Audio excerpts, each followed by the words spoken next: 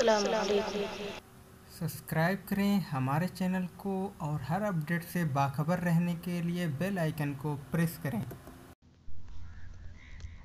ملے خاک میں اہل شاہ کیسے کیسے، مٹے نامیوں کے نشاں کیسے کیسے، زمین کھا گئی آسماں کیسے کیسے، جگہ جی لگانے کی دنیا نہیں ہے، یہ عبرت کی جا ہے تماشا نہیں ہے، یہی تجھ کو دھن ہے رہوں سب سے اعلیٰ، ہو زینت نرالی ہو فیشن نرالا، جیا کرتا ہے کیا یوں ہی مرنے والا، تجھے حسن ظاہری نے دھوکے میں ڈالا، جگہ جی لگانے کی دنیا نہیں ہے، یہ عبرت کی جا ہے تماشا نہیں ہے۔ میرے عزیز دوستو، ویلنٹائن ڈے کی حقیقت کیا ہے؟ کیا شریعت میں ویلنٹائن ڈے سیلیبریٹ کرنا جائز ہے، اسے منانا جائز ہے؟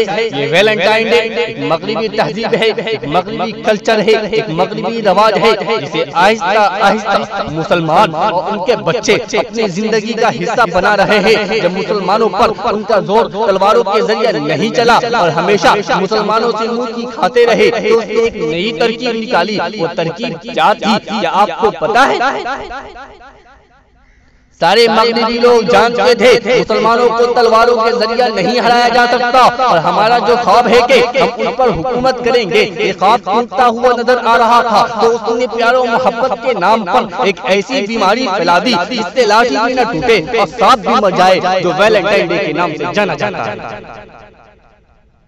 یہ رواج، یہ کلچر، یہ تہذیب مغربی ہے، لیکن یہ مسلمانوں میں پھیلتی جا رہی ہے۔ اکثر مسلمان نوجوان لڑکے اور لڑکیاں عید کی طرح مناتے ہیں، تحفے میں پھولوں کا گلدستہ آپس میں رد و بدل کرتے ہیں۔ میں ان مسلم نوجوانوں کو پیارے آقا جناب محمد رسول اللہ صلی اللہ علیہ وسلم کا ارشاد مبارک سنا دینا چاہتا ہوں کہ من تشبہ بقوم فہو منہ، جس قوم نے جس قوم کی مشابہت اختیار کرے گی وہ اسی میں سے۔